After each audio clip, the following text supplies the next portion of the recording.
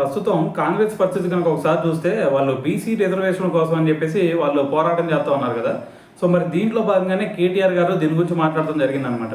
అయితే కేటీఆర్ గారు అంటుంది ఏంటంటే మరి ఉపరాష్ట్రపతిని ఎన్నుకునే ప్రక్రియ ఉంది కదా.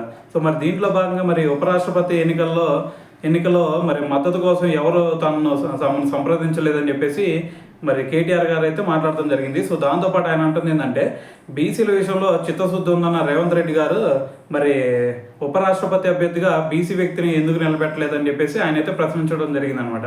సో దాంతోపాటు ఇండియా కూటమిలో మేము లేము, మరి మాకు ఢిల్లీలో బాస్ కూడా లేడు, మరి సెప్టెంబర్ 9న ఎన్నిక సమయానికి ఆలోచించి ఎవరికి మద్దతు ఇవ్వాలనేది మేమైతే నిర్ణయించుకుంటాం.